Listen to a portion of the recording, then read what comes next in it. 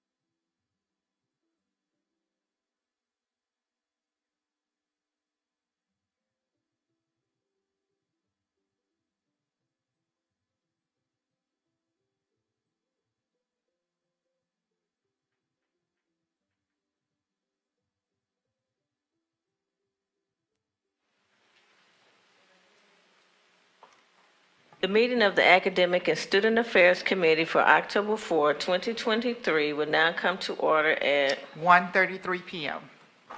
This meeting was called for the purposes listed on the duly posted meeting notice. The other committee members are Dr. Adriana Tamez, Trustee Dave Wilson, and alternate Trustee Eva Laredo. A citizen desiring to appear before the Board of Trustees shall complete the hearing of citizen form 24 hours prior to the meeting and file said application with the Board Services Office. There are no citizens signed up to speak before the Academic and Student Affairs Committee today. We will begin with item A, 2021 to 2022 licensure exam pass rates. This is a report item. No action is required. Dr. Ford Fisher will introduce the item. Thank you very much, Madam Committee Chair. At this time, I would like to invite Dr. Norma Perez, Vice Chancellor of Instructional Services and Chief Academic Officer, to the podium to present the 2021-2022 exam pass rate report. Dr. Perez. Thank you, Chancellor. Good afternoon, trustees. This is the annual report that we always submit once a year to advise our trustees as to where we stand with our licensure exams. So before I begin, I do want to ask the deans and the program directors or chairs that are here today to please stand, because they're the ones that oversee these programs to ensure that we have the best pass rate. So would you guys please stand?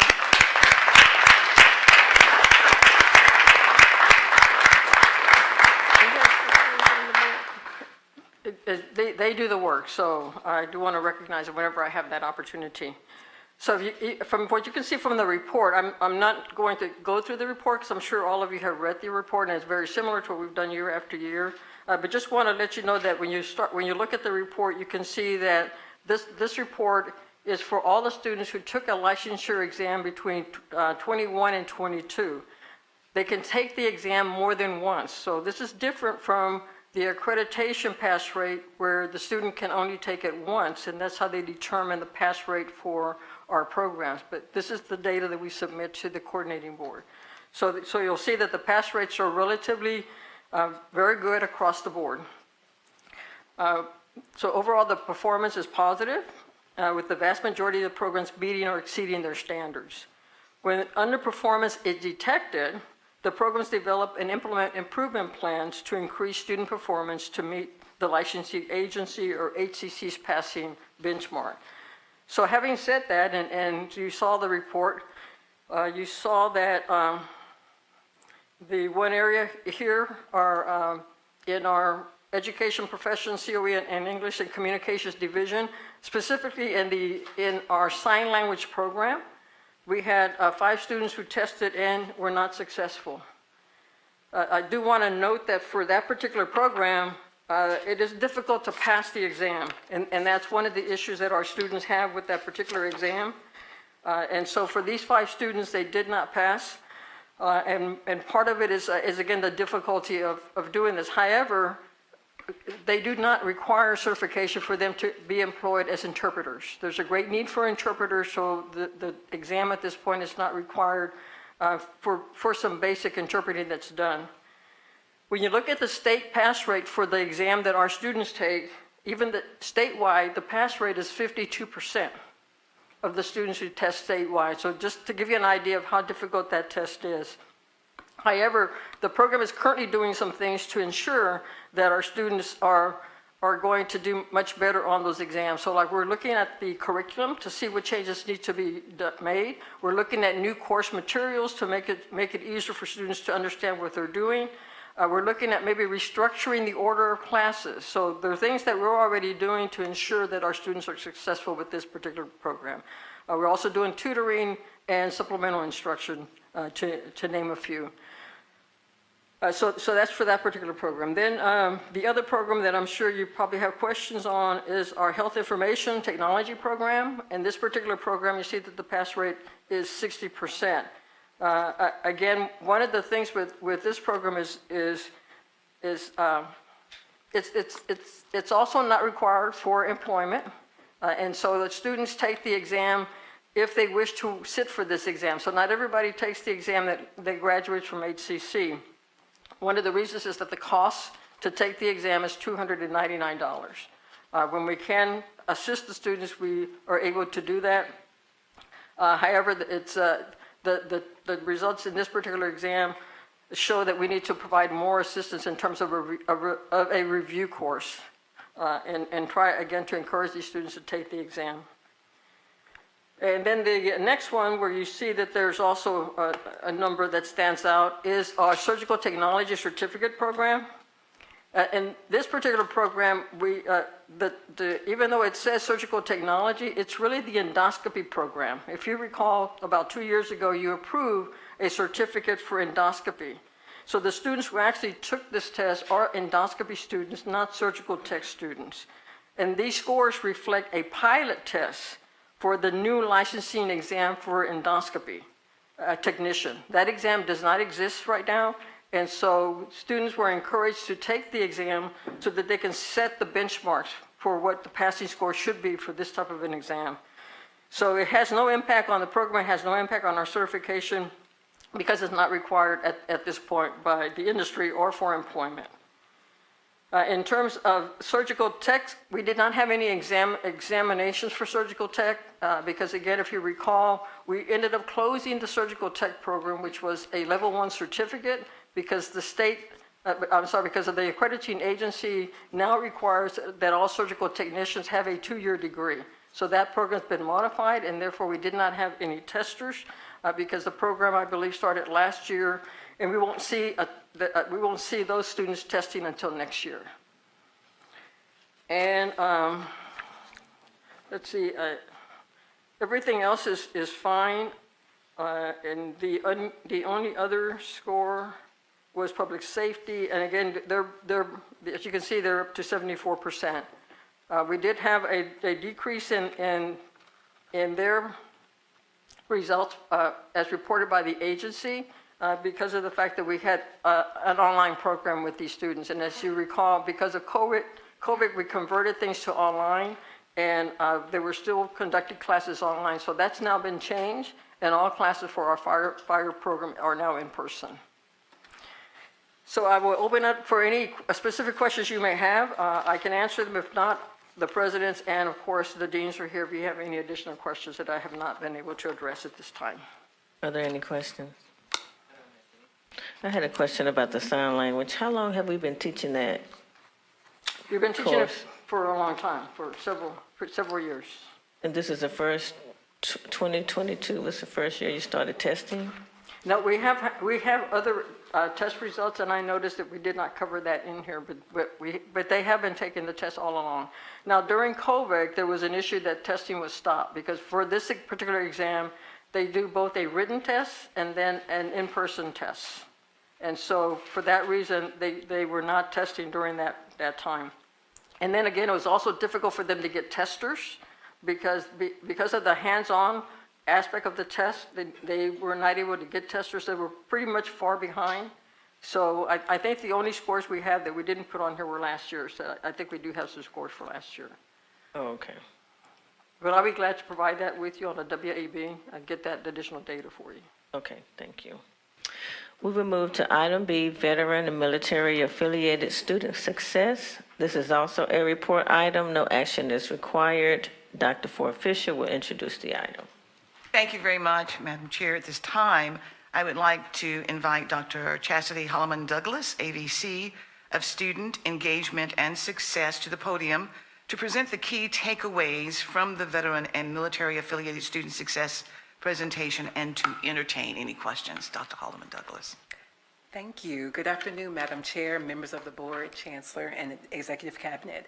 So today I will present an update on the veteran student population. As we analyze the data, you will observe a substantial enrollment growth, a testament to our collaborative outreach efforts. Before I proceed, I would like to acknowledge our Director of the Veterans Department, Ms. Capri Thomas. Ms. Capri, if you'll stand.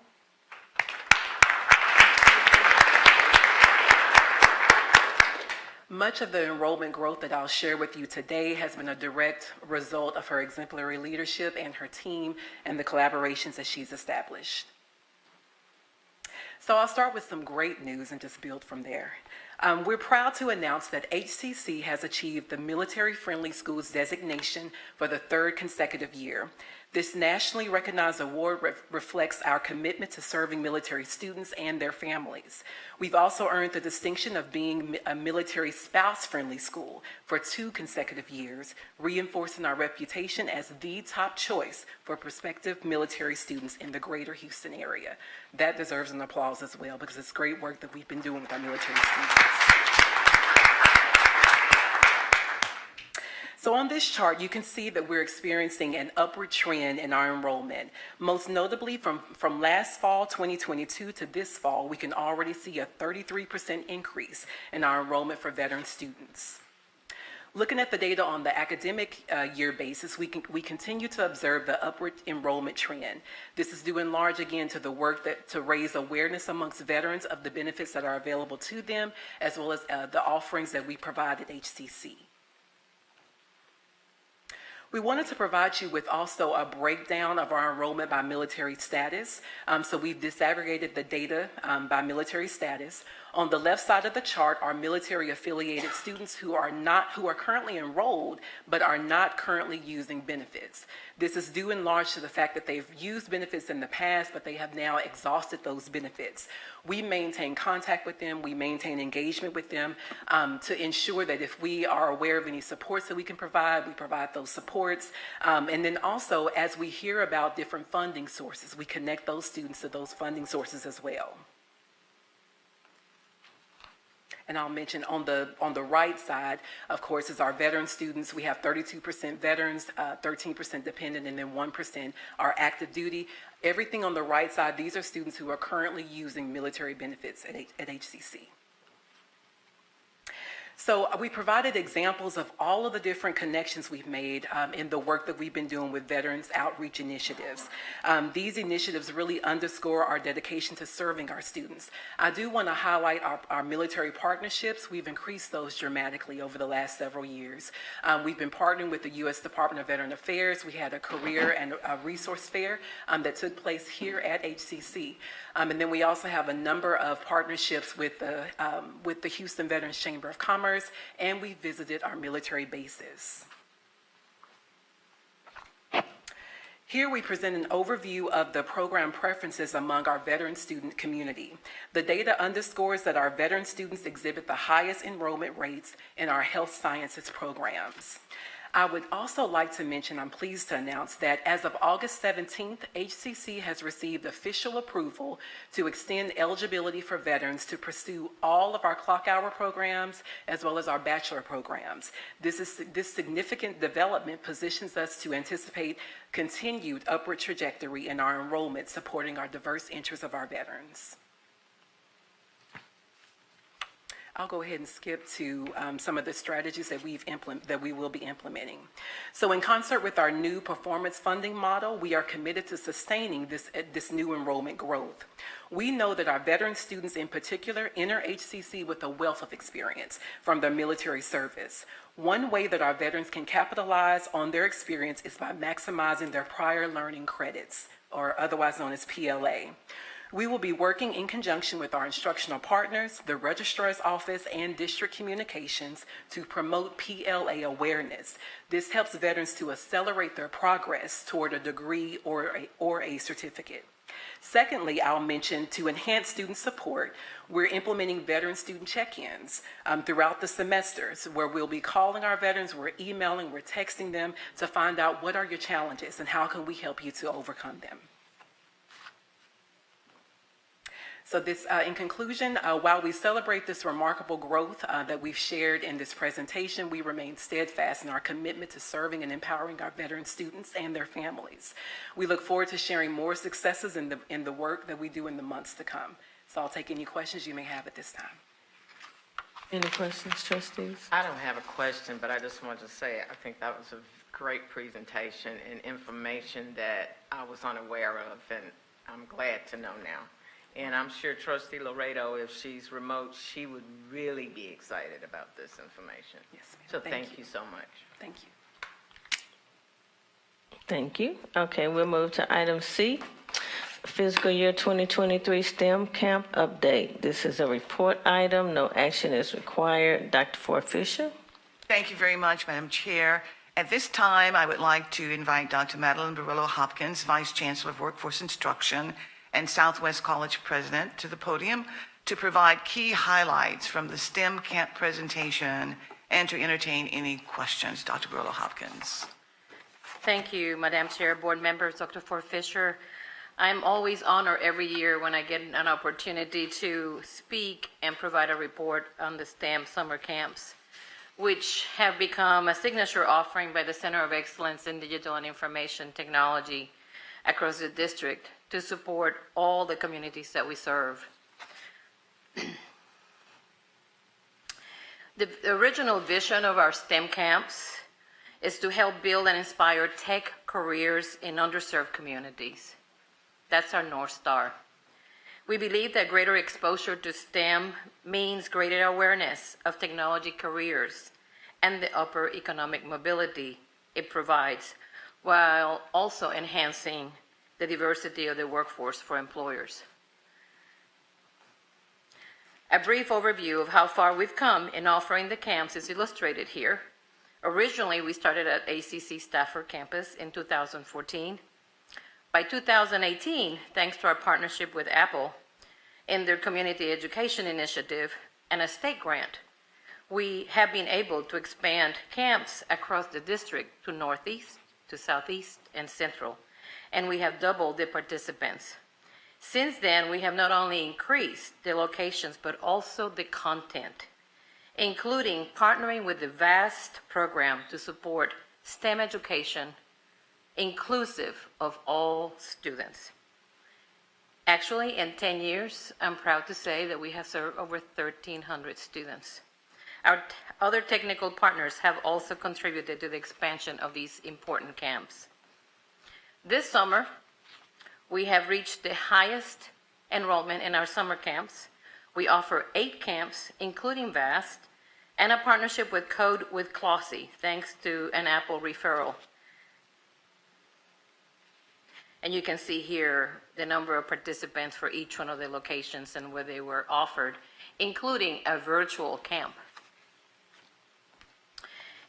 This is the beauty part of it. If you have a chance next year and you get to walk through any of these camps and see the students participating, you can see how engaging they are in these programs. This is another illustration from the graph of the impact the partnership with Apple and our other technical partners have had, along with the grants from the state that have allowed us to increase our capacity to expand camps and the number of students that we serve every summer. So in addition to the Apple, the Center of Excellence has leveraged other technology partnerships as well as PepsiCo and HEB, supporting some of the summer camps costs. The camps are inclusive of college and career pathways exploration. So it's not only about technology, but it's about how increasing the awareness of attending college and college readiness. And then we talked about the different areas of technology and careers for them. The entire team is extremely proud of the recognitions that they receive from the Houston Diversity Summit and the City of Houston. And I have to say, this work is our faculty. It's our faculty and our staff who have a passion to serve students, who have a passion for technology, and have a passion to open the eyes and the hearts of students into the technology career fields that exist for them. That's my report. I will be happy to answer any questions you may have. Any questions? We start at middle school at the 10th grade level. Okay. Yeah. All right. Thank you. Thank you.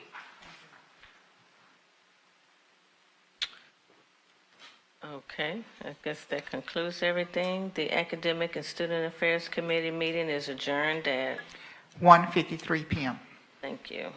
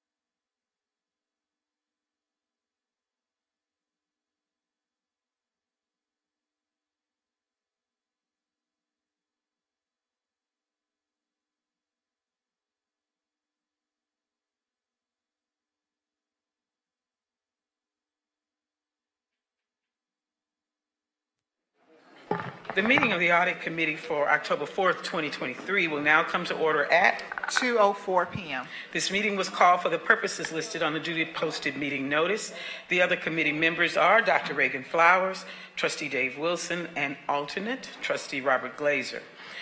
Opportunity for public comments. A citizen desiring to appear before the Board of Trustees shall complete the hearing of citizen form 24 hours prior to the meeting and file said application with the Board Services Office. There are no citizens signed up to speak before the Audit Committee today. Topics for discussion and/or action. Is there a motion to approve item A, fiscal year 2023 internal audit annual report? So moved. Is there a second? Second. It has been moved and seconded. We will now have discussion on the item. Chancellor Ford Fisher will introduce the item. Thank you very much, Madam Chair. At this time, I would like to invite Mr. Terrence Corrigan, Internal Auditor, to the podium to provide the fiscal year 2023 Internal Audit Annual Report. Mr. Corrigan.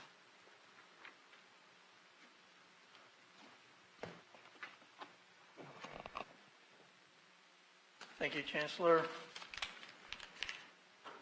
Madam Chair and trustees, as was indicated, this is the annual internal audit report for fiscal year 2023. This report is a standard reoccurring annual report. It is required by the Texas Internal Auditing Act. It follows the state auditor's prescribed standard elements, so there's not a lot of guesswork going into it. We have done these reports for 7 years now. This will be the 8th one we'll do. It's required to be reviewed and approved by the Board of Trustees per the Texas Internal Audit Act, and then we're required to post the report on our website after it's approved. So these 8 elements are the elements that are in the report. Section 1 provides information about the internal audit plan for the fiscal year we just completed, which is fiscal year 2023. Section 2 provides information about the internal audit's quality assurance activities. Section 3 provides a summary of the fiscal year 2023 audit observations that were in our internal audit reports and our action plans that were provided by the owners of the risk. And then it also has what the status is on those action plans that were provided. Section 4 provides a summary of any advisory services type activity that the department did. So those are things like participating on councils, committees, and task force, things like that. Then Section 5 provides information on the currently approved fiscal year 2024 internal audit plan that was approved by the board in August. And Section 6 provides information on external audit and services type activities that were performed on HCC. Section 7 provides information on HCC's actions to implement fraud detection and reporting requirements that are required by Texas regulations. And then Section 8 provides information on the fact that internal audit will be in compliance with the Texas Internal Audit Act, and we will post this report when it's approved. And we did already post the fiscal year 2024 audit plan that was approved. That has already been posted on Internal Audit's webpage. So that's pretty much it. I'm sure you've already had a chance to review the report, and we recommend you approve the report so we can post it to our webpage. and I'll be happy to answer any questions you have about the report. Committee members, do you have any questions? No questions? We have no questions. Absolutely. That's good. Thank you. Thank you. We will now vote on the item.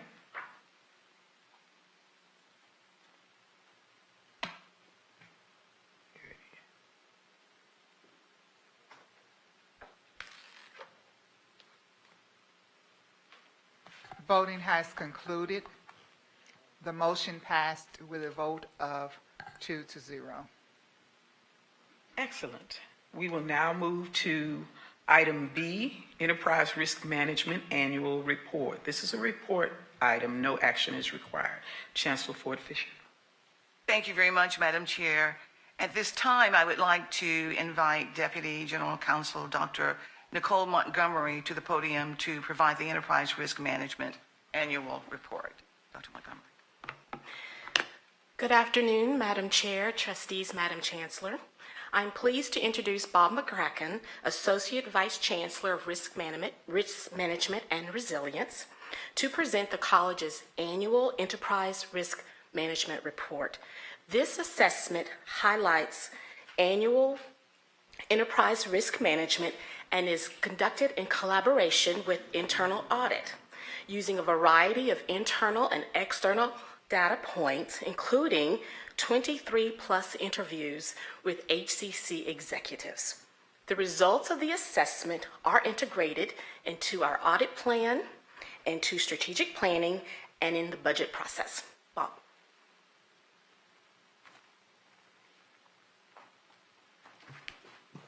Thank you. Thank you, Chair, Madam Chancellor, or Chancellor, Madam Chair.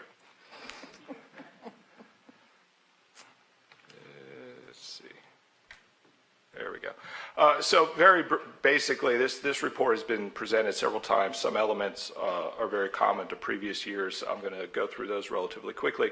Other elements are a little bit new, so I'll spend a little bit more time on those. But very broadly, this is based on what public industry does, based on some of the things that are done in the public reports, where you're talking about risk management and you're trying to identify those highest risks to the institution. And the goal is to really prioritize the risk and identify those highest risks for senior management to focus their attention on, and then build the attention to those risks into existing processes so that it's not a standalone processes, but it is integrated into things like internal audit processes, compliance processes, and ultimately so that you're not spending too much time over or under controlling risks. And importantly, the goal is to avoid silos, and we're looking at things from kind of a top-down, broad-level thing, so we're not looking at things from a bottom-up kind of individual level, but we're trying to avoid and identify those risks where things fall between the cracks and in between individual department-level responsibilities, and they impact us across the system. So the things that we look at, we're looking at higher education benchmarks, things that are common across the industry, as well as internal audit reports, accident reports, the council member interviews, prior years interviews with employees, concerns, changes in laws, after action reviews, core function analysis, and those types of things.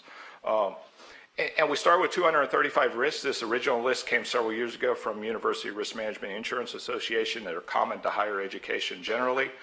We've taken that risk list over the years and we've refined it and kind of narrowed it down more specifically to community colleges and more specifically than that to HCC. And then we use a standard rating tool to rate it. And then we look at the existing management tools or internal controls that are in place, and we talk about those when we do the interviews. Terry Corrigan from Internal Audit and I do those interviews typically in June of every year, and we review those internal controls to make sure that these are the things that people are actually doing to try to manage those risks at a very broad level. Then ultimately we highlight those highest risk items. So just in terms of timeline, when we're starting back in May and June, we're looking at the benchmark data and internal reports and doing those interviews so that by July we have a pretty good list of what those highest risk items are so that those can be incorporated into the internal audit plan that has to go to the board in July for approval for the annual internal audit plan. And then we're doing kind of a more formal ranking of that. Preliminary ranking is done in August so that we can present it to the CEC for feedback and review in September. And then based on that feedback and review, we may make some revisions to it. Then we present it to the board, typically in November or October. And then ideally, the mitigation plans that people are working on get built into the budget planning process so that when you see the budget planning coming in, that kicks off in January, you see some commonality as people are addressing some of the risks that are identified. Very generally, when you're talking about risk treatment, as you work from left to right, you're talking about things that are unlikely to happen to very likely to happen. And as you go from bottom to top, you're talking about things that aren't a big deal to things that are a big deal. And so for the most part, what we're talking and focusing about is that top right quadrant, which are things that are very likely to happen. And when they happen, they're a significant problem. And those are the areas that you really need senior management to focus on because they really require some combination of mitigation and redesign, customized processes to manage and to control. And so when we look at the top 10, just a caution, it's a top 10 list. There will always be 10, right? So it's a relative ranking, so there's always going to be 10. On the left-hand side, you see the current year ranking. On the right-hand side, you see the previous year ranking. And so when you look at enrollment and funding model, so we've had this long-term enrollment pressure, and that's been there. And so you see that was ranked number 2 last year. Add to that the new funding model and kind of the negative impact on that HCC relative to peers. And then item 2, which last year was item 1, this has also been a top item in the last several years, is campus security. And this is really around the idea that our facilities were designed many, many years ago for an environment of an open campus design in a world that has changed around us, and so we're playing catch up. IT, cybersecurity, we all know what's going on in that world. Deferred maintenance, fundamentally we have buildings that are aging more rapidly than their funding is to maintain them. Post-pandemic new normal, this is really a combination of several ranking items, but ultimately it's about, is HCC properly aligned to provide the things that students need in the way that they need it, in the way that they expect it, in the places that they expect it, right? And so when you look at that, it relates to enrollment, it relates to funding, but it's also a little bit different, right? So this could also be somewhat related to facility utilization. It could be related to website design. It could be related to those other things. Title IX, Violence Against Women's Act, Senate Bill 212, Senate Bill 17. Once again, Department of Education is expected to revise the rules for Title IX. And so Title IX rules keep seesawing back and forth. Every time they do, there's a significant burden to change practices and change procedures. And one of the challenges in this area is not just that the incidents have a significant impact on individuals who are involved in the cases, but there's also significant headline risk. Right or wrong, incident happened or didn't happen, there's a significant headline risk, and they're always kind of high value incidents. Number 7, minors on campus. The legal requirements and the public expectations for the way we manage minors on campus is changing. We see this every day. We see this with the legislation every year. They change the security requirements around managing minors on the K through 12 schools, and then within a couple of years, they apply those standards to higher education institutions. And so that is changing the expectations on us. The other piece of this is that we are increasingly having a large number of minors on our campuses. We just saw a presentation about the outreach to younger minors to get them on campus. Those are not necessarily bad things, but it changes the expectations for us around the way that we manage them. Behavioral intervention and threat assessment. This is a state requirement. This is about identifying those students who are potentially a violent risk to themselves or someone else. Identifying them, flagging them, and intervening in a way that prevents them from moving on to committing violence, whether that's a mental health intervention, a social service intervention, or a police intervention.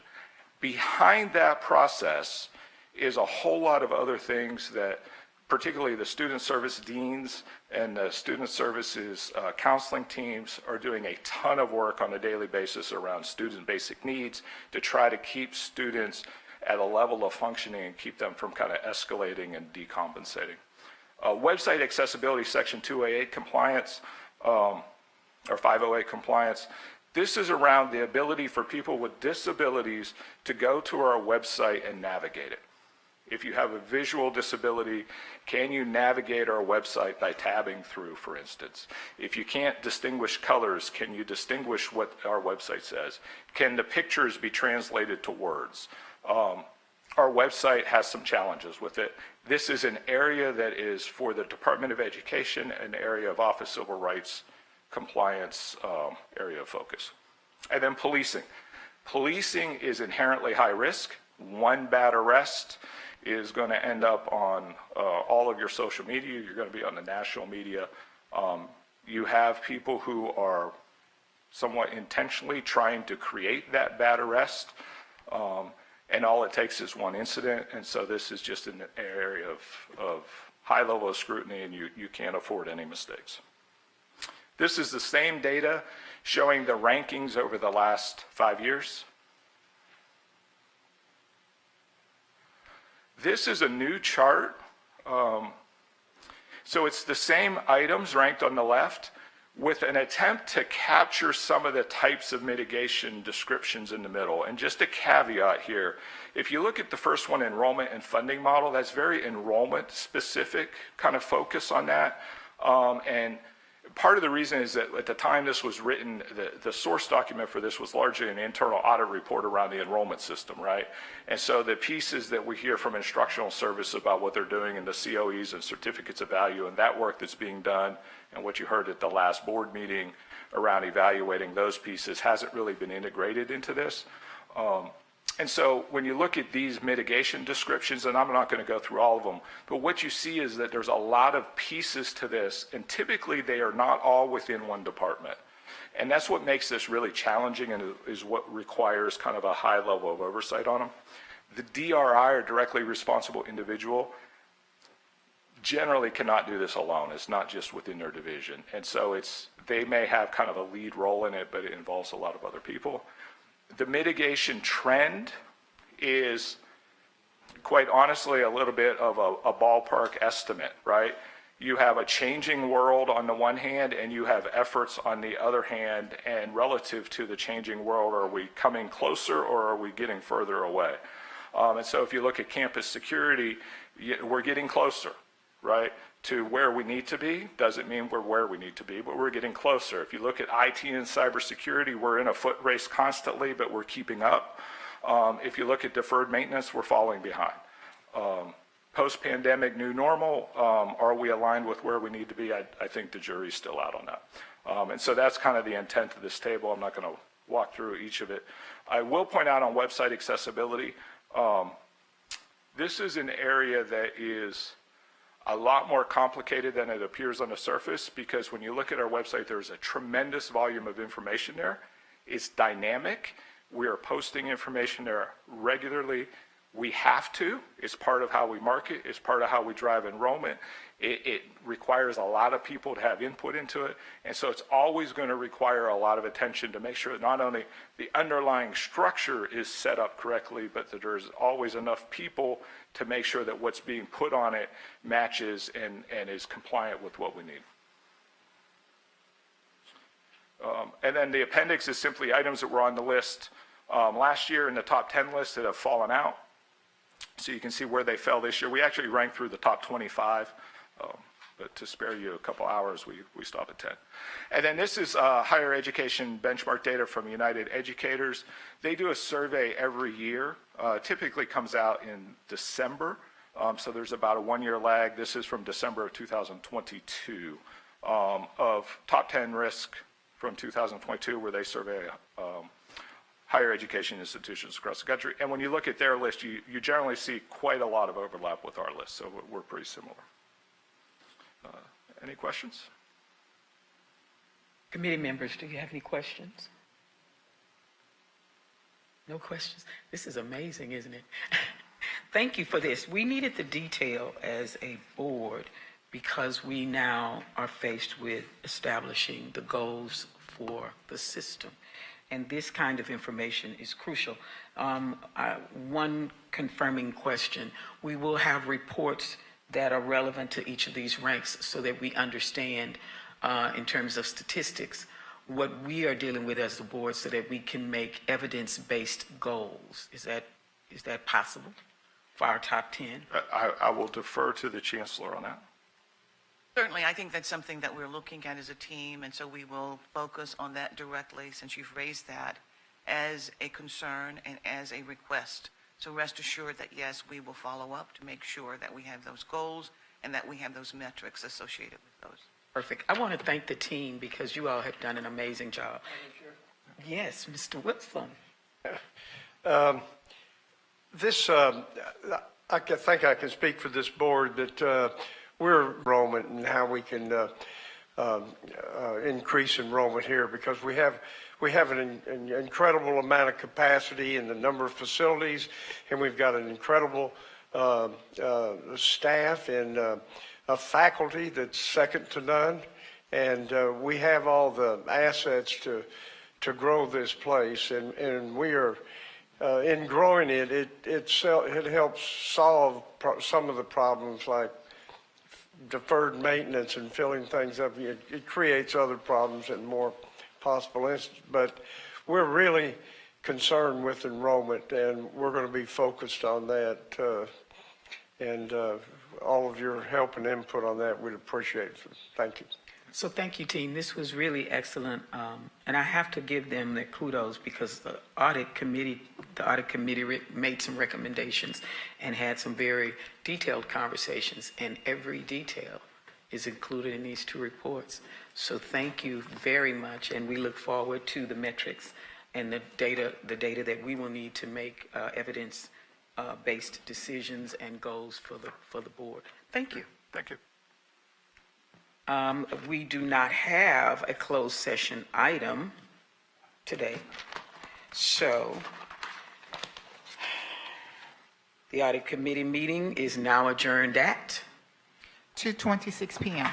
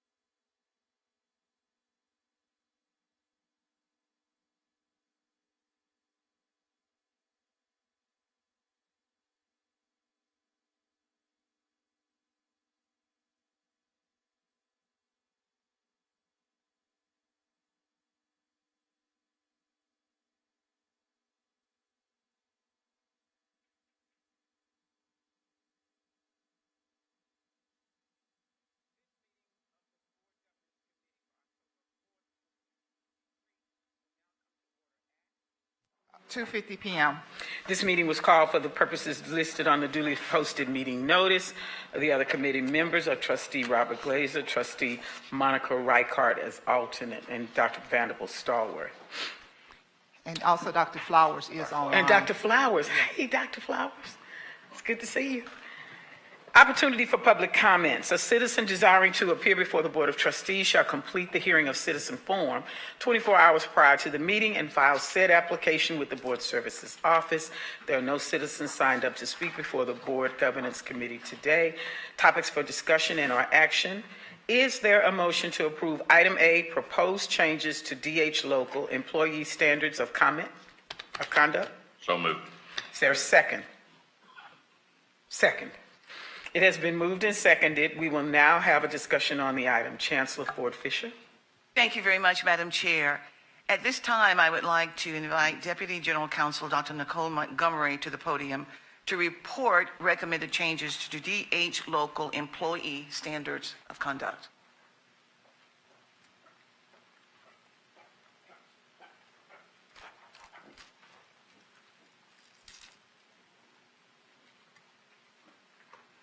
Good afternoon again, Madam Chair, Madam Chancellor, Trustees. For our policies this afternoon, we have Board Counsel Melissa Mahalik and Attorney Lucy Sherdenik from the Office of General Counsel to present to you. All right, good afternoon. The first policy, and I apologize, I think I may have them in the wrong order. I believe DH local, is that the first agenda item? Okay. So the changes to DH local, all of the changes today were recommended by TASB. And the changes to DH local specifically deal with the alcohol and drug portions of the policy. First, if you look on page 2 of 4, there is an expansion of the prohibited conduct and then also an expansion of the applicability of the policy to include while conducting college district business, which is a little bit broader than working hours, and also while operating a college vehicle. There are also 2 additional items added to the list of prohibited substances down at the bottom there: performance-enhancing substances and designer drugs. On the next page, those policies, those changes are just along the same lines as the ones on page 2. And then down on exceptions, currently the policy says that the chancellor can authorize exceptions. TASB is recommending that we amend that slightly to say that the board or the chancellor can authorize a waiver of this policy if there were an event where alcohol was going to be served that requires a waiver of this policy. The changes to the conduct and applicability are in line with the student policy, which is in section F. So that's the reason why TASB is recommending that information for inclusion in this employee policy. I'm happy to answer any questions. Are there any questions, committee? Dr. Flowers, any questions? There are no questions. So we will now vote. We're now ready to vote on item A, proposed changes.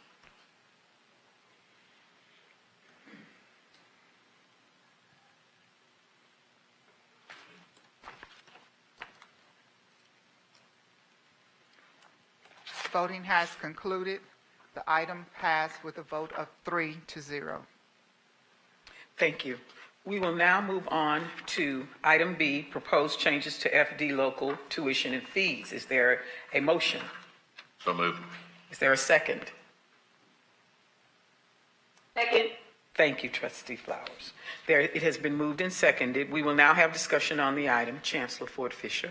Thank you very much, Madam Chair. With your permission, I would like to continue with presentation by Deputy General Counsel Dr. Nicole Montgomery and invite her to the podium to recommend changes to FD local tuition and fees. Good afternoon again. We have Board Counsel Melissa Mahalik to talk about changes to tuition and fees. Thank you.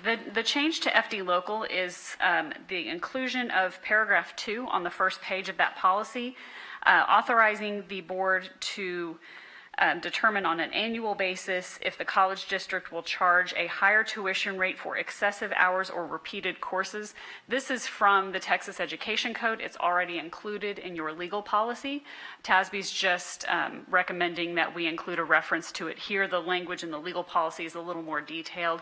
You can, if you decide to impose a higher tuition rate in these circumstances, you can also authorize an exception in circumstances involving hardship of the student. All of that is authorized and detailed in the statute and in the legal policy. And I'm happy to answer any questions. Are there any questions? No questions? None for me. Okay, we're ready to vote.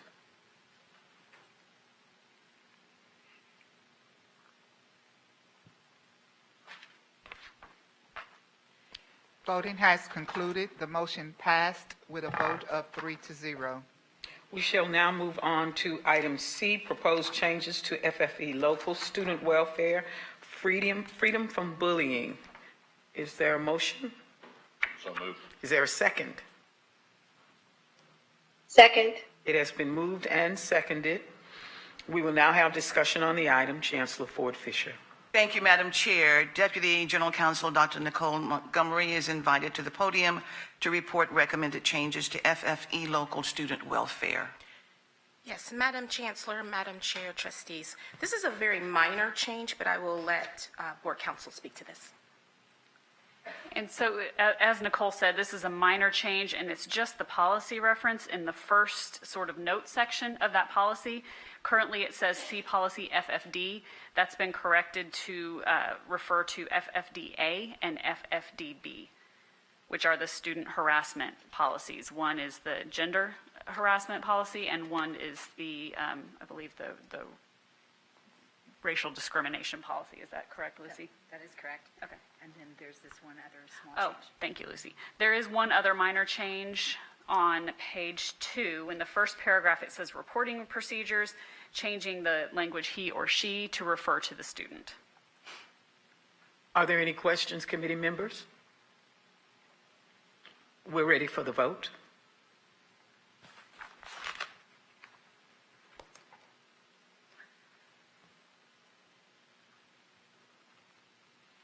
Voting has concluded. The item passed with a vote of 3-0.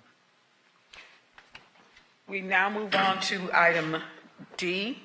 This is a report item, Board Expenditures Report for fiscal year 2023, September 1st, 2022 through August 31st, 2023. This is a report item. No action is required. Chancellor Ford Fisher. Thank you, Madam Chair. At this time, Ms. Sharon Wright, Executive Director of Board Services, will entertain from the podium any questions on the Board Expenditure Report for fiscal year 2023.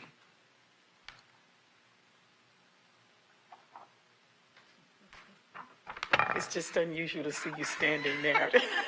Just stand for a minute. Well, we have before you the fiscal year report for the board, BACA, and travel, and I will entertain any questions if there are any. Are there any questions? We None should for ask me, her Madam Chair. something. Shouldn't we ask her something? Well, yes, I have a question. How are you feeling today, Sharon? I am feeling quite well. Thank you for asking. You look marvelous from here. Well, thank you. Thank you. Thank you. If no further. There are no further questions, and this is a report item only, so this is our last item. We do not have a closed session. So this meeting of the Governance Committee will now adjourn at 2:59 p.m. Nailed it. Thank you.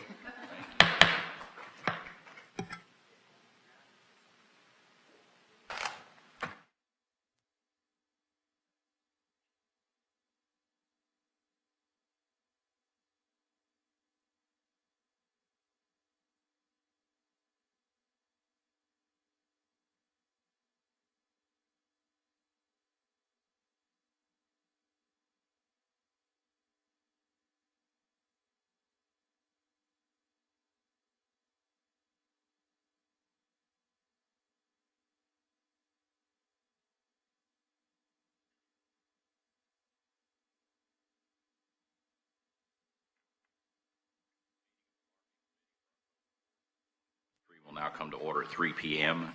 This meeting was called for the purposes listed on the duly posted meeting notice. The Marketing Committee members are Trustee Robert Glazer, Charlene Ward Johnson, Dave Wilson, and alternate Dr. Adriana Temez.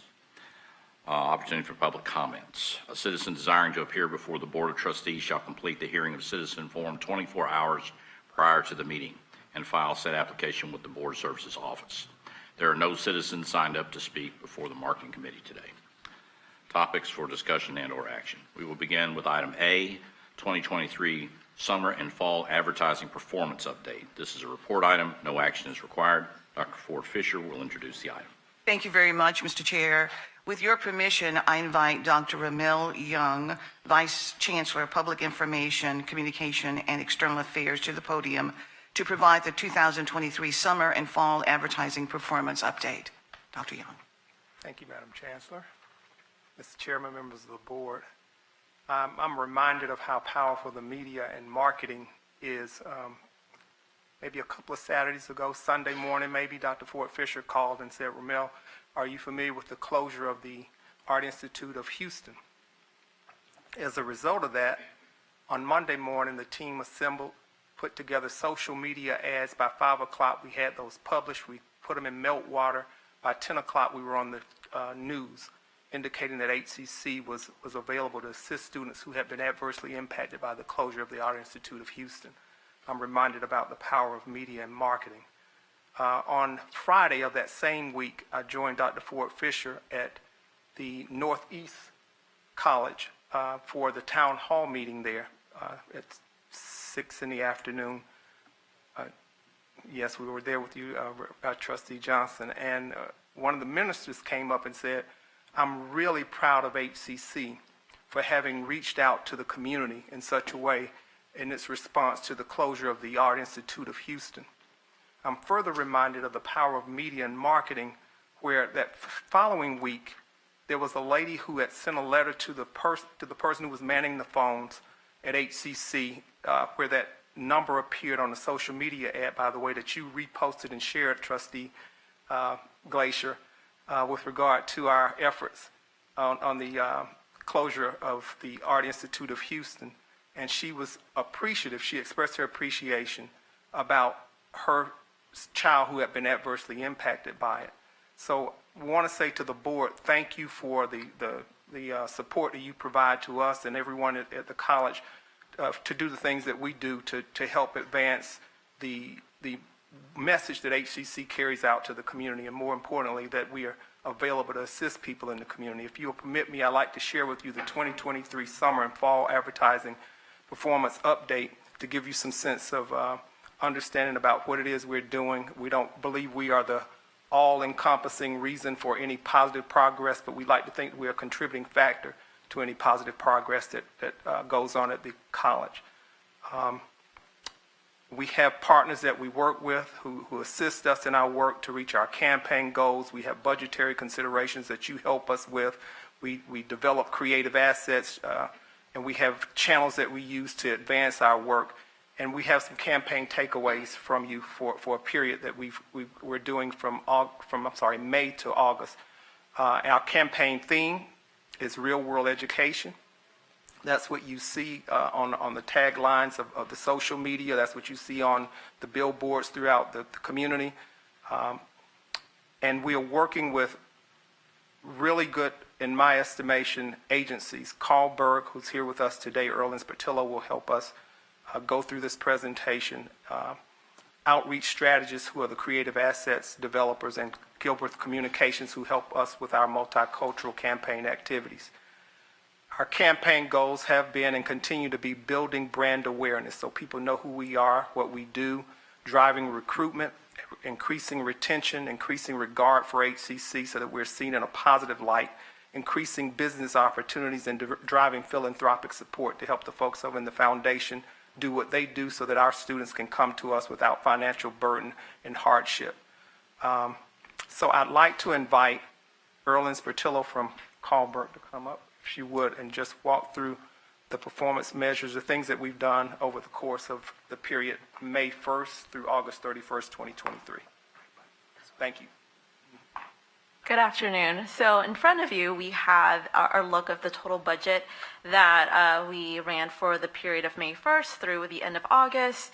Overall, about 2/3 of our budget was committed to traditional channels, so that includes TV, radio, outdoor. The other remaining third went to digital channels such as display, streaming video, streaming audio, search, and social.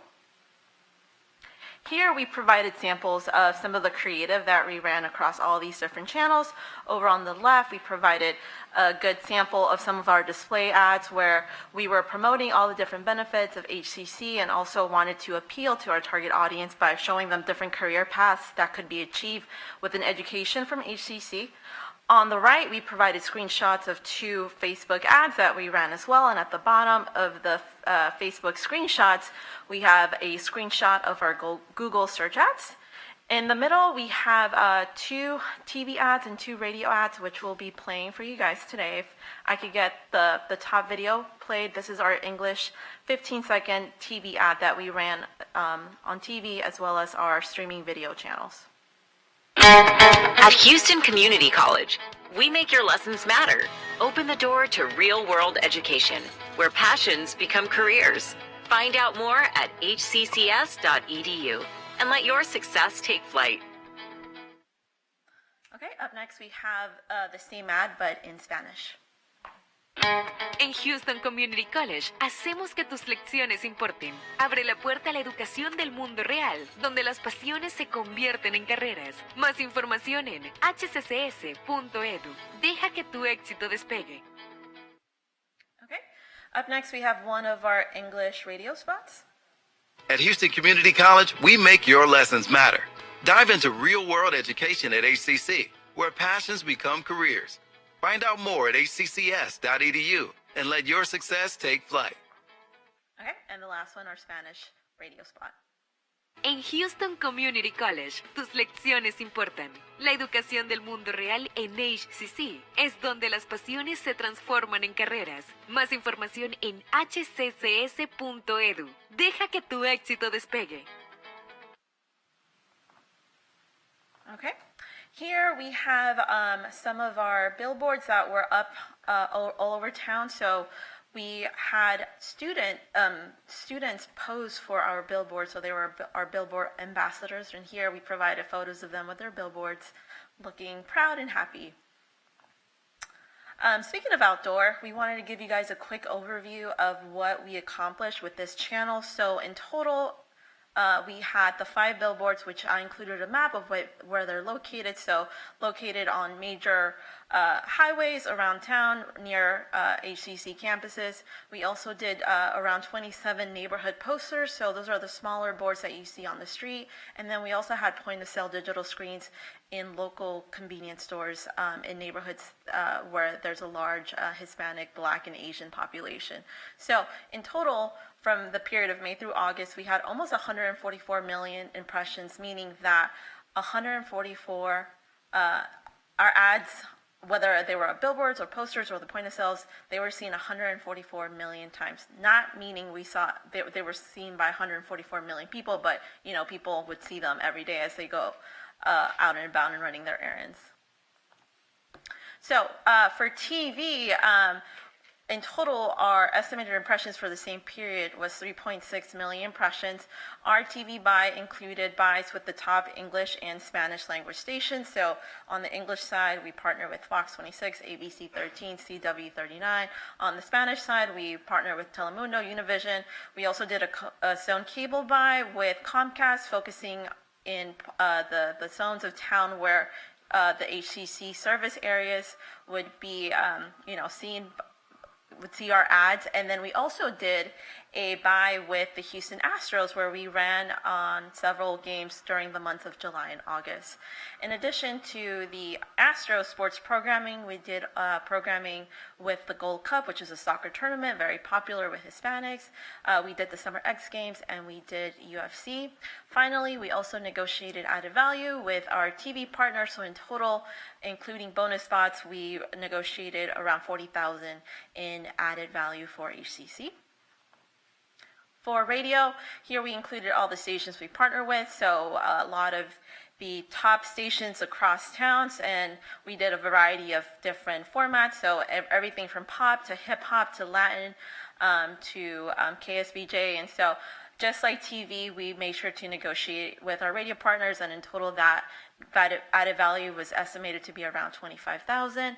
And then finally with radio, we did 2 remotes at the A-Leaf and Katy campuses, where we had the stations kind of promote that event and come out and help with registrations during the months of July and August.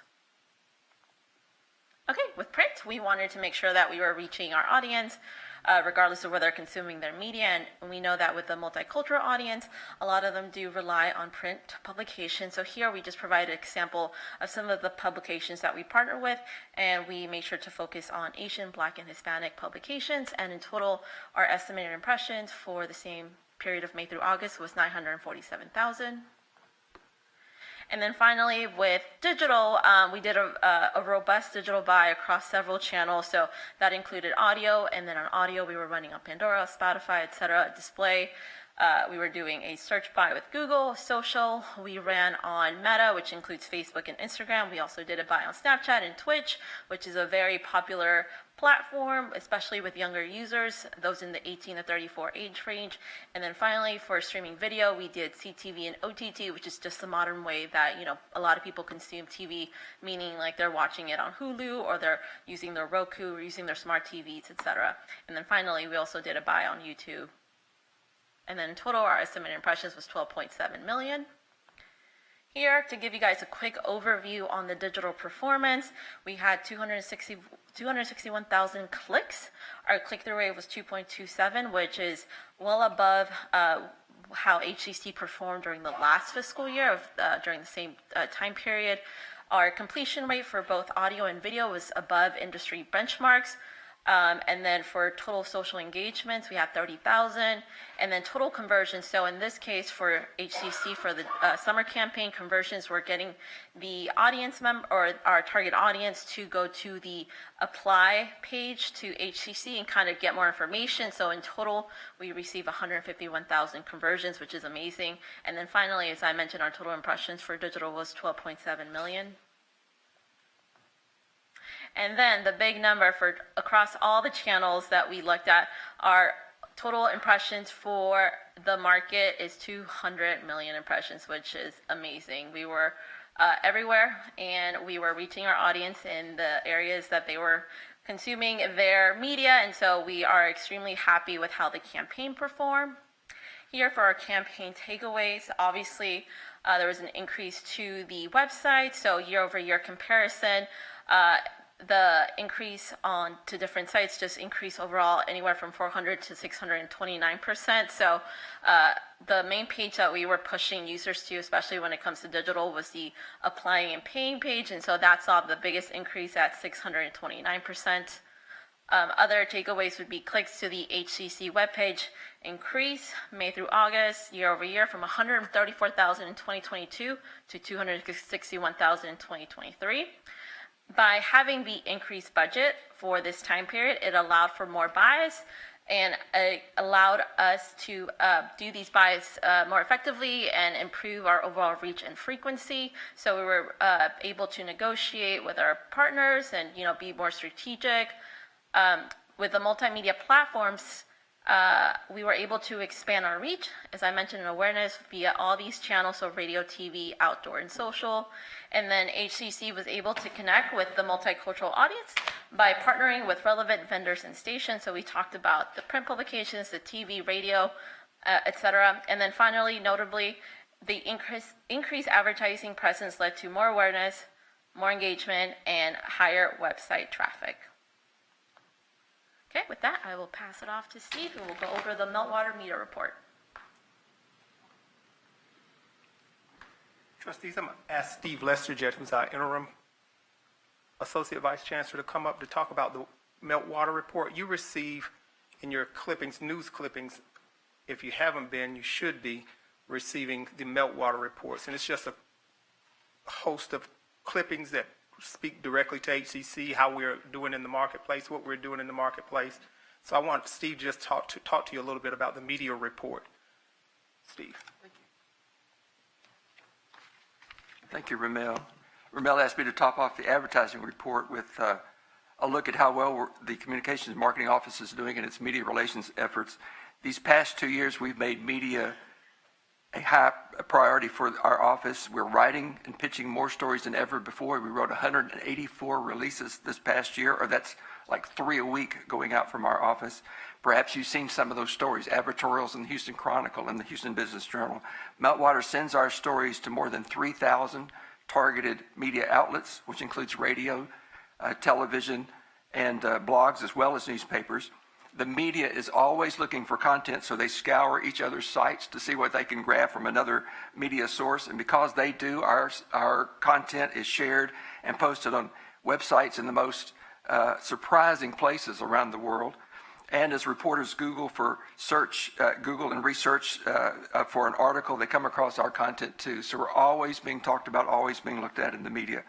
As we've picked up the pace in our media relations work, we find ourselves quoted in more articles. We've seen an increase in requests for interviews and statements by the media as they develop their stories about us on a broad number of topics.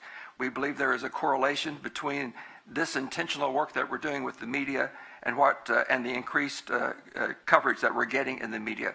Meltwater measures everything that's said about HCC in the media, including social media. This first slide that we show shows you some very good news for us. It shows an M-score, that big red box there, of 100. M-score is a unique measurement used to measure the health of an organization's perception over time or in relationship to its competitors. It gives equal weight to volume, reach, and tone. So it points to the number of releases and articles we send and that we have distributed, and to the number of people that have an opportunity to see those. And the tone, whether they're positive or neutral and so forth. Meltwater then calculates a score from 0 to 100, with 100 being the highest score that can be given. Last year, our score was 90. We thought that was a great year. This year, we hit it out of the park and rang the bell with a 100, so we're very encouraged. We're doing some things going in the right direction. And I especially want you to see how well we're performing against our chief competitors in the area, Lone Star and San Jacinto. Meltwater defines share of voice, that little line that you see there above those bars, as how much of a conversion, how much of the conversation we dominate in social media as opposed to our competitors. So here we see that we're dominating the conversation in the media and social media with a 45% share compared to Lone Star and San Jacinto, which were both at 27%, so we're doing well. I mention this because we often see what our competitors are doing, and we're not really aware of what's going on here, what we're doing. And this last slide reports our advertising value equivalency, or AVE, which is just what the name implies. If we had to pay for the space in the papers or the airtime or the posting of news on media websites this past year, we would have paid more than $88 million. So there's great value in what we do. Meltwater and other news organizations use a very complicated formula to calculate this value. It's an estimate. It's not an exact science, but comes from a company that has decades of working this formula and getting it as close to reality as it possibly can. So thank you for letting us share that. We think we're doing some good things and moving in the right direction, and proud of the work. Thank you.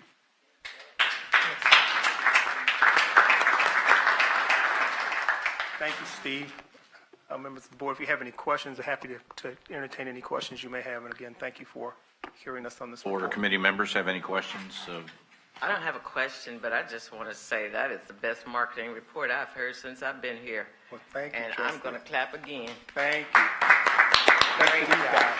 Thank you, guys. We thank you all for the support and for all the sharing that you all do to help us look better. We're most appreciative. Thank you for what you do and the service you provide to the community. Thank you. I think it's a great job, too, and I appreciate the diversity of the different avenues that you advertised in on the radio and on paper, print, all of that. I appreciate that, too. So great job on doing that, too, so we can reach, it meets the diversity of our student body. Thank you. Thank you, Trustee. Mr. Chairman? The episode with the Art Institute shutting down and Yes, sir. the way, Ramel, you all jumped on that and handled that. I've been in or around HCC since 2013, about 10 years, and I got 3 positive phone calls from people seeing our coverage on TV and us taking the lead in trying to help those students. I've never seen anything that incredible and that positive that in the 10 years I've been here, and I expect that just to be the beginning of what's going to happen in the future. Thank you all very Trustee. much. Team effort, Trustee. We appreciate it. You know, that was very, very impressive. Because when I was like, this just happened and we're on it like this. Yay, HCC. Thank you, Dr. Ford Fisher. I mean, it was very impressive. Thank you. Great job. 3 positive. That's right. I've never had. Trustee Vanderbilt Stalwart. And if I can just add to that. Go ahead, Dr. Trustee Flowers. Glazer.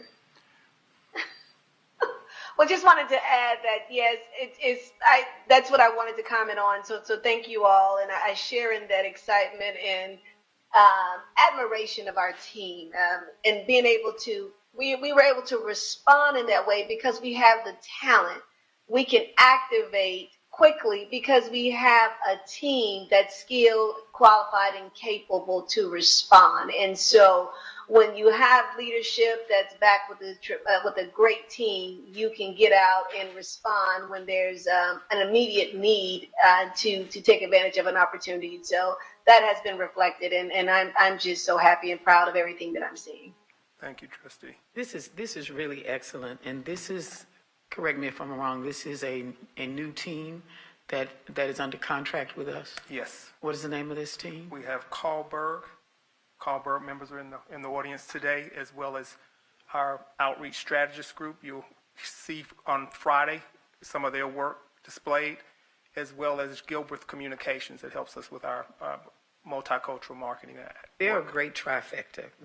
You see HCC everywhere, and I don't know if you guys scroll through your social media, but it actually pops up in all the social media platforms. You just get a pop-up about HCC.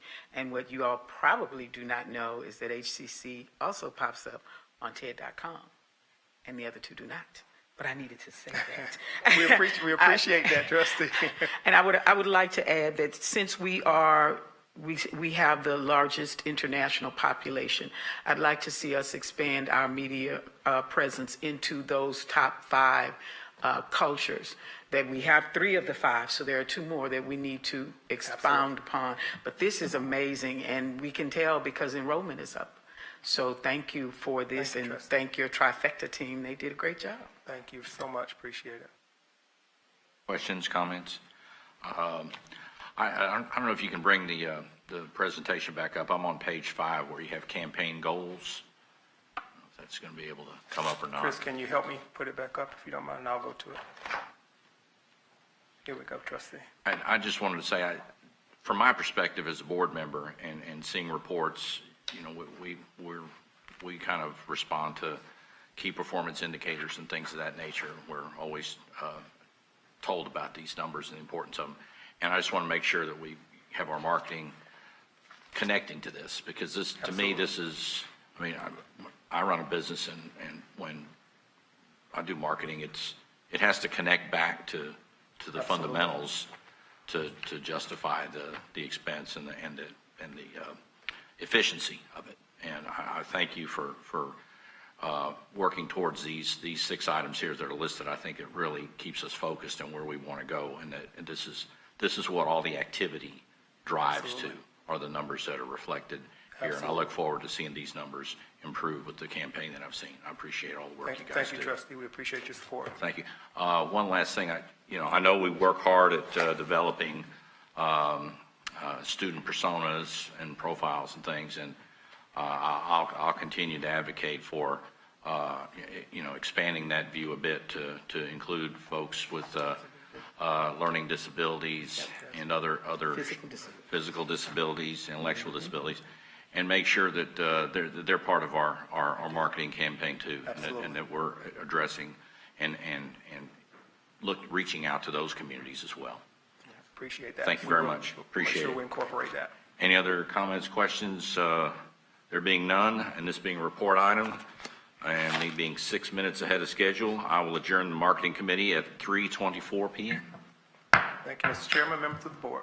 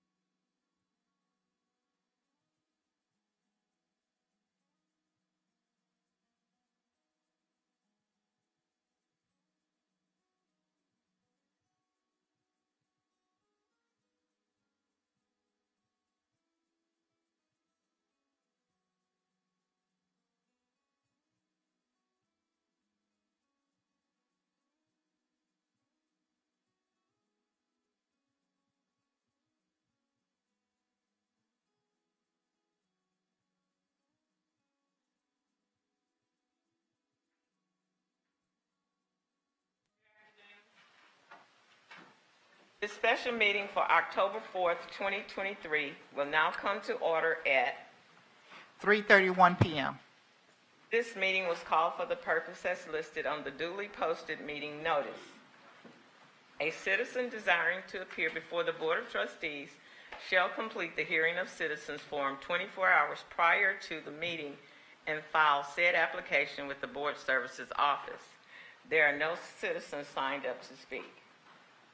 We will now begin with item A, special meeting public hearing regarding tax revenue calculations and vote to approve 2023 tax rate for maintenance and operations and debt services.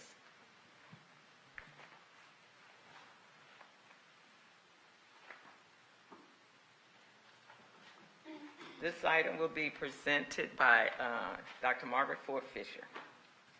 Thank you very much, Madam Chair. Mr. Marshall Hines, Senior Vice Chancellor of Finance and Administration, is invited to the podium to present the item and answer questions from the board. Mr. Hines.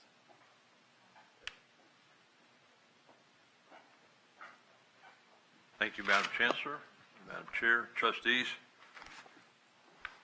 We're here today to talk about the adoption of our tax rate for fiscal year 24 that supports tax year 23. And nothing in this report that you have not seen at least twice. So unless there's some questions on some of these slides, we'll go through these quickly. We have 3 issues to vote on today. And we talk about the most important thing is where the reduction we have in tax rate, but an increase in revenue. And these boards and these slides you've seen before in terms of the calculation, we are now, going from 0.0955 to 0.0922 on our 23 tax rate. And you see the top line there are the taxable values of the base continues to grow, and it grew this year by 10.2%. And you see the additional revenues, and this is actually a 3.5% reduction though in the tax rate.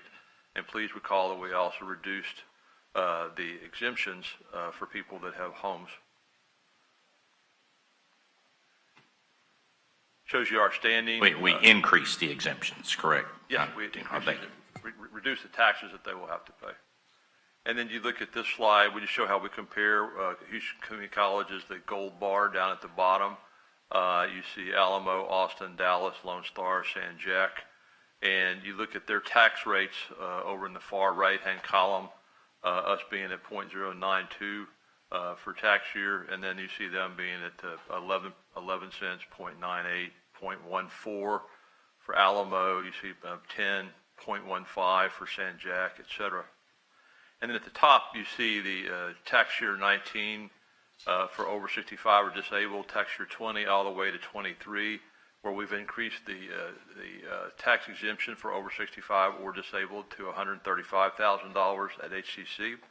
And you also see below that, the white line item, there's a homestead, and we've grown that from 5,000 or 15%, whichever is greater, up to 5,000 or 17%, whichever is greater. And these are the impacts that we calculated. Again, you've seen all these before, some of the budget slides and the tax presentations before. But you can see people that own the value of your home on the left-hand column, 50, 100,000, 250, even at a $250,000 home. For over 65 exemption, you'll see a $21.53 decrease. And for just the other homestead, you have 11.7% decrease. This just kind of reminds you where we were from a tax base, 2021 at the top, at 231 billion, 22. 255 billion, 23, $281 billion in Harris County and our other minor taxing agencies. So you see the change this year being 10.2%, and a change in compared to budget of 3.2% is $6.6 million on that bottom line. And that is all to this report. Thank you.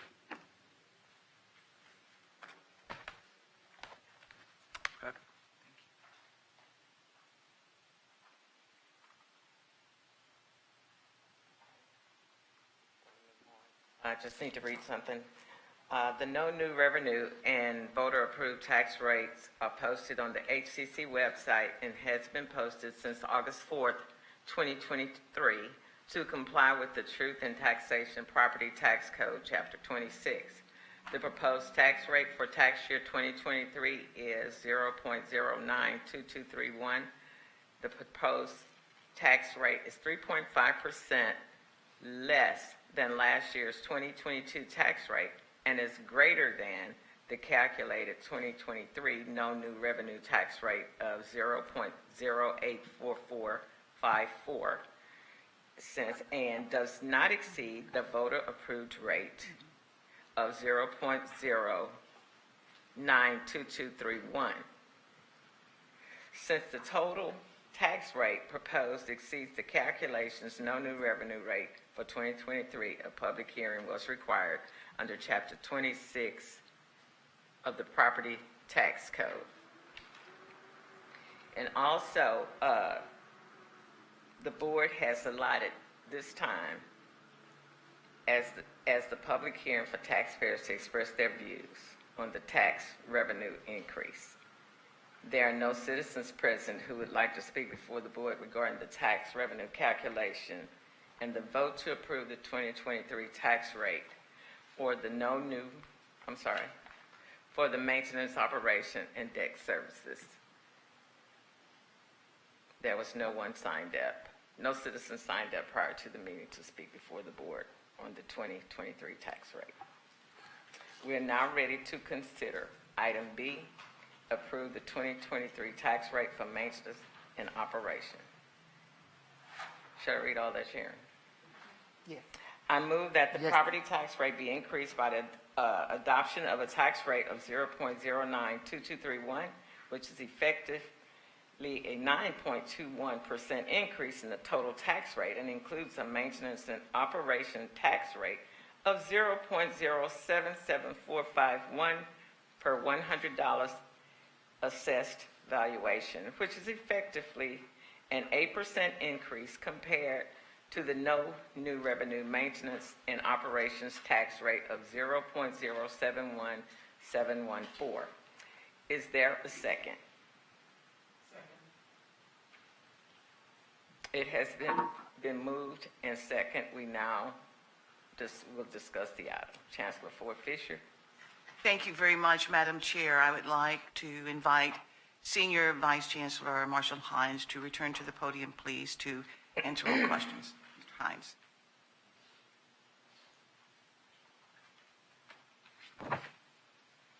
Thank you. There's really no presentation for this. Just I'm here to answer any questions. And this is for the maintenance and operations component. Are there any questions, trustees? Trustee Glazer.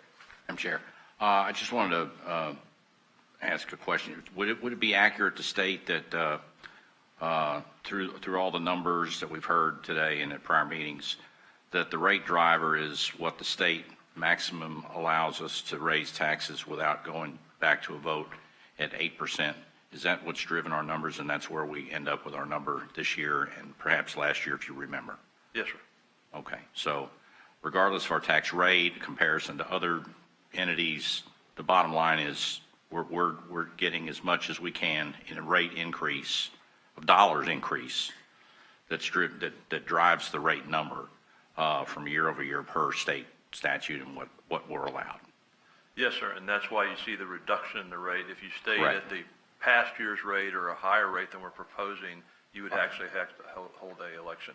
Exactly. So the calculations, the proposed numbers are all based on the fact that we're driving to a number that allows us to get the maximum revenue increase year over year without going to the taxpayers. Yes, sir. Thank you very much. Appreciate it. Are there any other questions? Okay. If there are no additional questions, we will now vote on item B, to approve the 2023 tax rate for maintenance and operations. Sharon, I'm a yes. This is Trustee Reichert. Received. Sharon, that's yes for me. Eva Laredo, Received. thank you. Voting has concluded. For the record, I will call a record vote of the voting which is required. In favor, Trustee Linton Gary, Monica Reichart, Eva Laredo, Reagan Flowers, Robert Glazier, Charlene Johnson, Vanderbilt Stallworth, and David Wilson. And Dr. Tamez was absent for the vote. There were no opposes or no abstentions. We will now discuss item C, approve the 2023 tax rate for debt services. I move that the property tax rate be increased by the adoption of a tax rate of 0.092231, which is effectively a 9.21% increase in the total tax rate and includes a debt service tax rate of 0.014780 per $100 assessed valuation. Is there a second? Second. It has been moved in second. We will now discuss the item. Chancellor Ford Fisher. Thank you very much, Madam Chair. Mr. Hines remains at the podium to entertain any questions related to the adoption of the 2023 tax rate for debt service. Mr. Hines. Are there any questions? Trustee Glazer. Thank you. I assume that our number has gone down because we've renegotiated a lot of debt. Is that correct? Negotiated debt, also paid down some of the principal. Correct. Yes. I'm going to thank the administration for taking advantage of a market situation and also structuring our operations to whereas we could reduce that debt because, as I mentioned earlier, our revenue is going to be based on the limit of what the state will allow us without going to the taxpayer. So therefore, with less of a percentage of our revenue going to debt, that allows more of our revenue to go to operations and maintenance. Is that correct? It's the M&O plus the debt.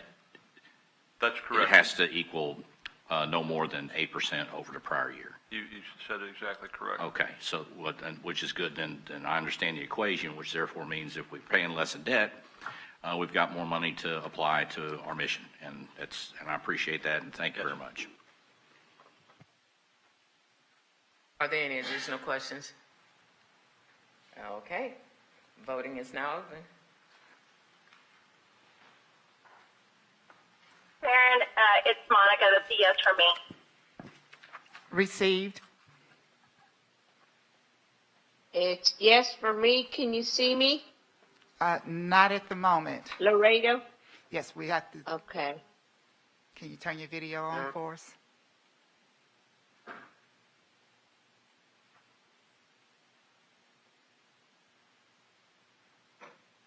Can you see me now? No. Yes, Yeah. we see you. Thank you. See you now. Okay. Thank you. Yes for me, Eva Laredo. For the record, I will call out the votes. In favor, Trustee Linton Gary, Reichart, Eva Laredo, Reagan Flowers, Robert Glazier, Charlene Johnson, Prieta Vanderbilt Stallworth, and David Wilson. Not present for the vote is Dr. Adriana Tamez. The vote passed with a vote of 8-0. Is there a motion to approve item D, approval of nomination of candidate for Harris County Appraisal District HCAD Board of Directors? So moved. Second. Second, Laredo. It has been moved and second. Dr. Ford Fisher will introduce the item.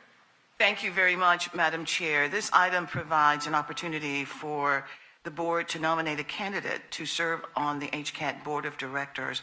I yield to Vice Chancellor Hines to present the item. Thank you, Madam Chancellor. This opportunity, we talked about this last year and the year before, that Harris County Appraisal District, they have a turnover and some trustees on their board. Our college has an opportunity to nominate someone for election. If you have attached to your documents at the last meeting, we brought this up to the board and advised that we'd be able to present this today. There were 6 people that are up for election, and our vote also goes together. We combine with the other community colleges in Harris County to vote. So if there is someone to nominate, there is a form for community colleges to do that, and we're able to do this at this time. If there's a nominee from the board. I haven't, if you don't have one, I have one. I would nominate Bruce Austin.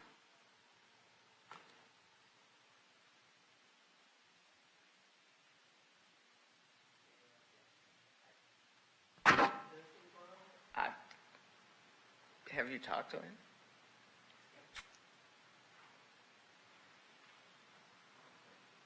Well, so the form needs to be submitted. Yes, we'll have a resolution for you to execute, Madam Chair. And then you can put the name in there and send it in, and we have to have it into HCAD by October 15th. Right. Okay. We'll get it to you ASAP. All right. Thank you. Okay. Board need to vote on that or Let me not? add, yeah, so if that's the nomination, we have to call a vote. Correct, Sharon? All right. Yes. Yes, we need to vote on nominating Bruce Austin for the Harris County Appraisal District Board of Directors as a candidate. Has he affirmed to it? Better? No, I guess you want to know if you talked to him about it. Trustee Laredo? Yes. Are That's right. you concerned about whether or not she's discussed this with him? Is that what you're asking? Yes. Yes. And it's under consideration, but he will only serve at the pleasure of the board. Okay. Thank you. All right, so I guess we'll vote. Oh, and I guess I need to clarify a point because we only make a nomination, but all, six All the community colleges colleges have to vote. How many community colleges do we have in Harris County? There's 6? It's more than just community colleges. 5? And so if each one can vote and provide a vote, and then they're combined together. So if one candidate got 3 votes and the other college voted for someone else, the one that got 3 would be the one that went forward. And I guess I need to clarify. So nominating him does not mean that he is the sole Automatic nominee. choice. Nominating him means other community colleges in Harris County can also nominate a person, and out of those 5 or 6 persons, that vote happens. Yes, or they can just vote for the other ones that run. He'll be in the election. Okay. And that's the only clarification. Sure. I just wanted to make sure that we understand that voting here doesn't mean he gets elected. That's right. Our vote gets put in with the other community colleges, and that goes in as one vote. And how does that part work when you have 6 candidates? Who does the voting? Do they vote for each other? They certainly have a right to vote their vote. So, and we don't know the status. In the last 2 years, we did not know who was running again or not running again. That's up for renewal on the board too. Okay. I think our last nominee was Rhonda Skiller and Jones nominated somebody. That's correct. Who was the person? I don't remember the gentleman's name. Carol Galloway. It was Carol Mims Galloway. That It was was the Carol last time the last time we made a recommendation. Okay. And that's the only time I remember us making a recommendation. That was it. Okay. Thank you. Thank you, Marshall. I need to take a brief break to speak with Melissa, and we have to break because we won't have a quorum, so just brief, about 30 seconds.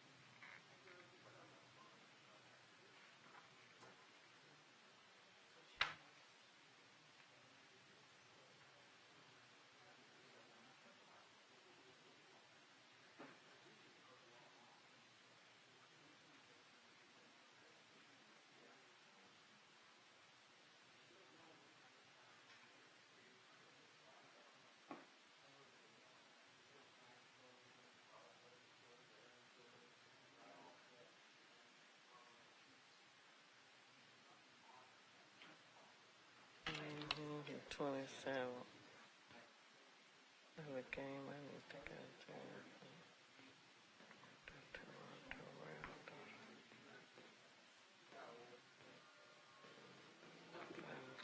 They don't get downtown. Let's see that.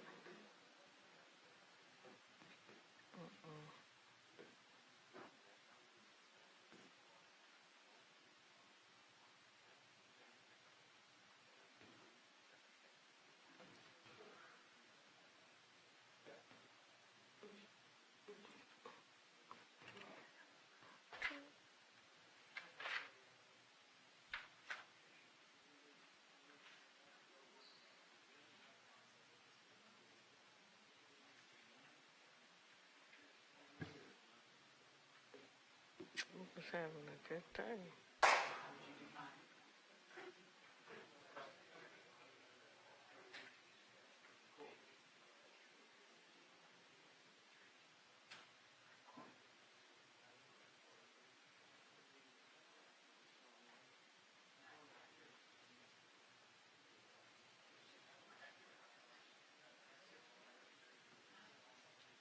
But I can't even see them playing because they play at 5 o'clock.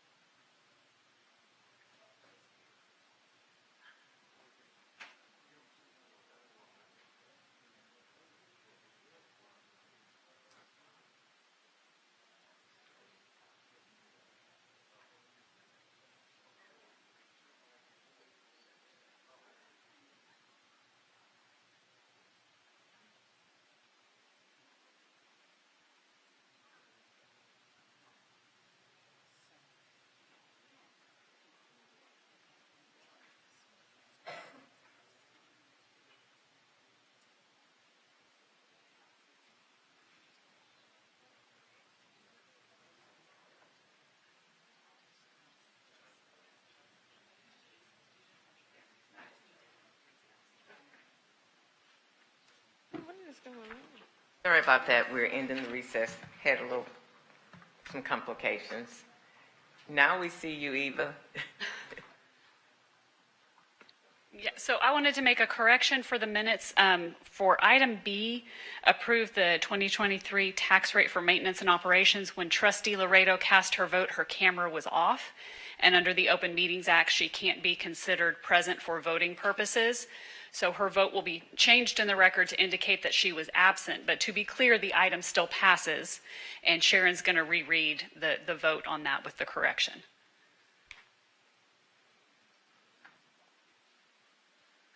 Reading of for the record, the vote for item B, the adoption of the 2023 tax rate for maintenance and operation. The item passed with the vote in favor. Trustee Cynthia Linton-Gary, Monica Reichhardt, Reagan Flowers, Robert Glazier, Charlene Johnson, Priyata Vanderbilt Stallworth, and David Wilson. And absent from the vote is Eva Laredo and Adriana Tomaz. The item passed with a vote of 7-0.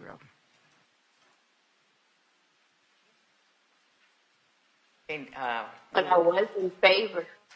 okay. Trustee Laredo supports the item. That's right.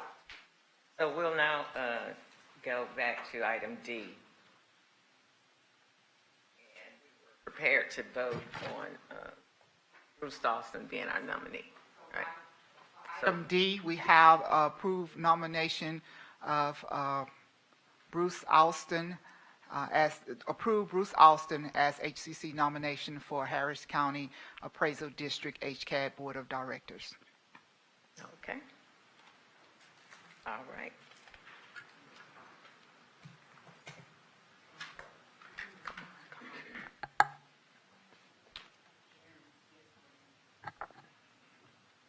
For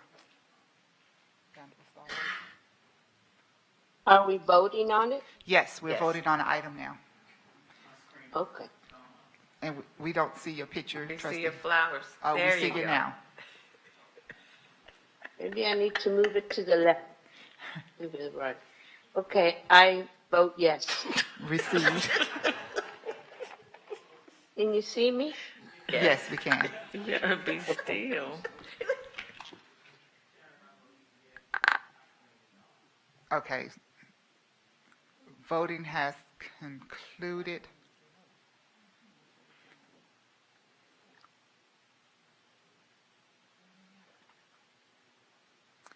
The motion passed with a vote of 6 in favor, 1 abstaining, and 2 not present for the vote.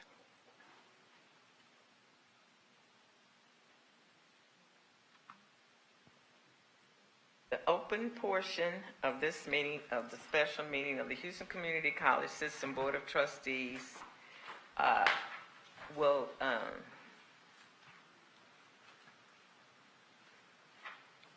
will adjourn to closed session at 4:01 p.m.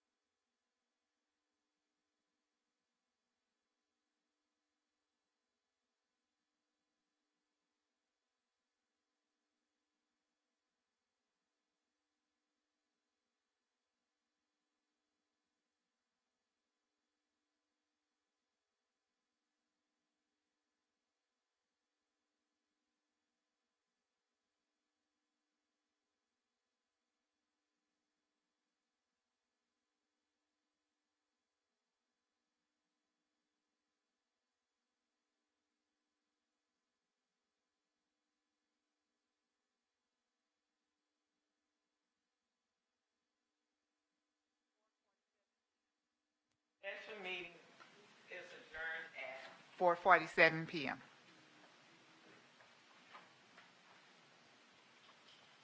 The Committee of the Whole meeting for October 4th, 2023 will now come to order at 4:48 p.m.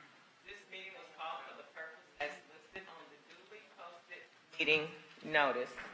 A citizen desiring to appear before the Board of Trustees shall complete the hearing of citizens form 24 hours prior to the meeting and file said application with the Board Services Office. No citizens are signed up to speak before the Committee of the Whole. Is there a motion to approve item 8, monthly investment report, financial statement, and budget review for August 2023? So moved. Is there a second? It has been moved and second. Dr. Ford Fisher will introduce the item. Thank you very much, Madam Chair. Trustees, these are the routine monthly investment report, the financial statement, and the budget review for August of 2023. Vice Chancellor Hines is prepared to answer any questions the trustees may have on this item. Are there any questions, trustees? Okay. There are no questions. Voting is now open.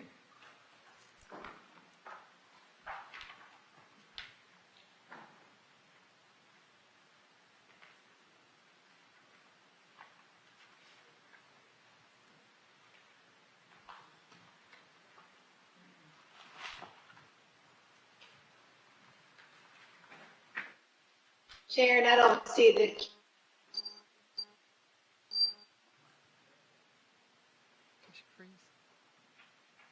received.